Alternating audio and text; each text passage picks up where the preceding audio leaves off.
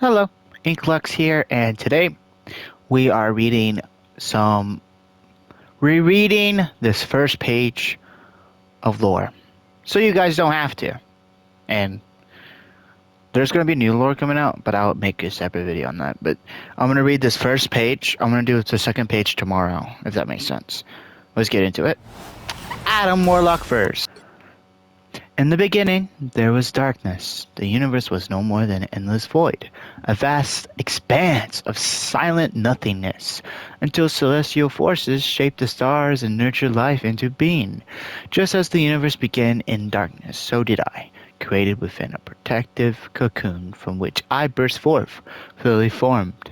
A golden garden designed to bring peace to the galaxy with my vast cosmic might. But there is a cycle to life, and just as I was born from the cocoon, now I have returned to it, much sooner than I could have anticipated. My cosmic awareness sensed that something was amiss, a great disturbance in the fabric of time and space, itself as multiple realities and timelines became entangled. I reflexively shielded myself within this protective shell. If I truly hoped to fulfill my ultimate purpose, then I would have to bide my time and build my strength for the trials ahead. But what would they be? Even with my deep connection to the primal forces of the universe, I will both literally and figuratively in the dark once more. As I slumbered within my restorative sheath, it became a wayward vessel floating through the cosmos. I was no longer in control of my own destiny, merely a passenger adrift on the currents of fate. The silence out among the stars brought a sense of tranquility I had not experienced since before my birth. This serenity would not last long. Adam. A voice called my name, echoing not in my ears, but inside of my mind. Whoever was calling me was reaching out across the void and psyche even more powerfully attuned than mine. Own. We are not so different, you and I, the voice continued. We both slumber within while the multiverse burns around us. Some gods we are. As the powerful words pulsed within my brain, an image began to form in my mind's eye. A man confined to a sacred chamber. Not quite a cocoon like my own. His was nearly as old as time itself. Yet similar in many ways. The bearded man within was frail and weak, devoid of power, but he was not always so, as my mind was flooded with brief glimpses of his story past. It became clear that he was once a mighty king that ruled a glorious realm for centuries on end. Time is something I had never feared, he said inside my mind. Not until now. Time and space are twisting around us, and I am trapped here within the Odin sleep, unable to do bore dang thing about it. The Odin sleep? Of course! I knew that voice was familiar, even if the man himself no longer was. It belonged to the Allfather of Asgard, mighty Odin. Had he fallen to the same forces that had caused me to reflexively retreat into my cocoon? Nay, Odin replied, reading my own thoughts. I was brought low by the machinations of my own son, the trickster known as Loki. The foul child has usurped the throne of Yggdrasil, and is yet set to destroy our proud legacy for his own selfish ends yet again. Did he say Yggdrasil? How curious, but the proper name of the realm was, at least of my currents, while the rage that the Allfather felt about his son's actions was palpable, where there was something more beneath it. A deep concern that spanned far beyond the realm he once ruled. You two are preparing for a battle when you awaken, Golden One, Odin said. And while my son was indeed cast steel metal, he is not but a distraction from your true enemy. There is a darkness in the cosmos, Adam, one far deeper than that of our slumbers. I have felt it trying to creep its way into my realm, even into my own dreams. Should it be let loose, I fear that it will corrupt all it touches, snuffing out the stars themselves until nothing remains. What could he be speaking of? I called out to Odin for an answer, but his voice had muted to nothing more than a distant echo. As my cocoon drifted for past the embattled around a Yeggsguard, I left a small fraction of my soul's energy behind with the sleeping Odin, a hint of light to keep the darkness he spoke of at bay. I prayed it would be enough. Now, what that my cosmic awareness had been fully awakened, I could sense another empire on the horizon. This one was not nearly as ancient as Odin's realm, yet its own god seemed just as eager to call my name. Warlock, he said with a growled disdain. You have come a long way to die. Was I being threatened merely for passing through this space? How rude. The intergalactic empire of Wakanda should not harm you, traveler. The voice continued, but those beyond our borders will not be nearly as kind of that. You have Bast's word. Bast, the panther goddess, a member of the Orisha, a pantheon of deities worshipped by the people of Wakanda, but last I recalled Wakanda was merely a nation on the planet Earth, not an interstellar civilization. Could I have drifted into another reality? More precisely, Bast interrupted. Other realities have drifted to you. This time stream entanglement was brought us together from across the multitude of planes. What is left of each universe is converging into one, as if we have been gathered. Gathered for what? For the feast. As Bast snarled her final words into my mind, it became clear that her divine presence had somehow been corrupted. Could she have been tainted by the very same darkness that Odin had warned me of? I had no way of knowing, as my journey across the spaceways had already continued deeper into the heart of the strange pathward galaxy. Child of light, a third voice suddenly echoed within me. This one I could identify. Oh, oops.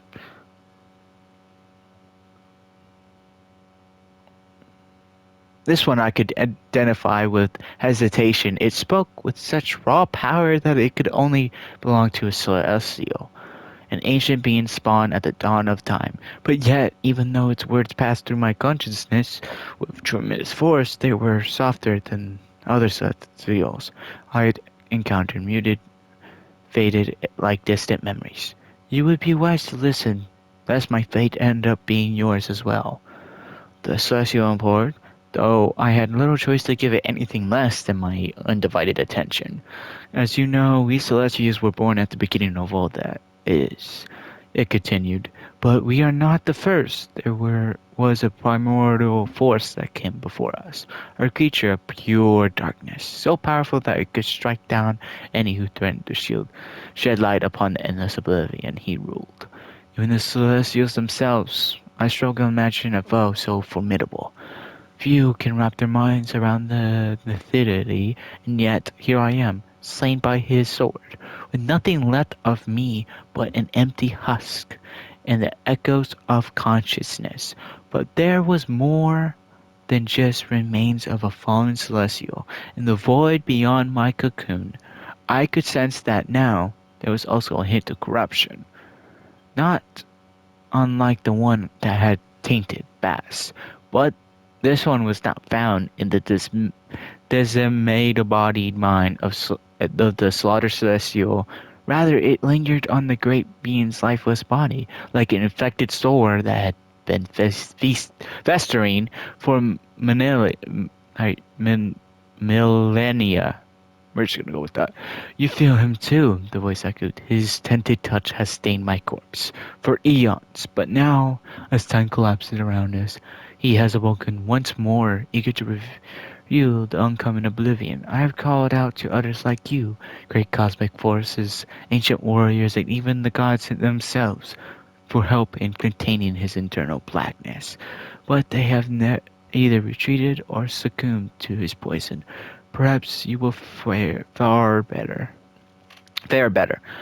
Hoping the Celestial was right. I reached out with my mind, desperate to identify the source of the cosmic impurity, but my thoughts became clouded as I heard the Celestial scream a final warning. Beware, child of light! He has found you! Who? Who has found me? The Celestial did not answer, but another voice did, with a tone 1,000 times darker than blackness with my cocoon. No. As he spoke his own name, I could feel the dark tendrils digging into my mind. This ruler of the void, this king in black, had awakened somewhere and was dragging me towards him. Try as I might, I could not escape his grip. Do not give up hope, child, the Celestial said, its voice rapidly fading. You will not be alone. Suddenly, a burst of cosmic fire erupted through the heavens, producing a flash so brilliant that it permented the walls of my cocoon. The light lasted only a second, but the unusually shaped for wherever burned itself into my mind. A majestic bird,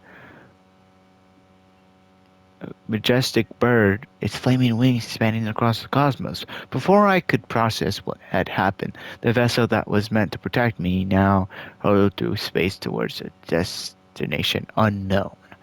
My body was still confined, but my mind was in a heightened state. Where there had once been blinding light, now darkness and despair had slithered their way in. I was overcome with images of the horrors that Noah had once committed, and those he had yet to unleash upon the universe.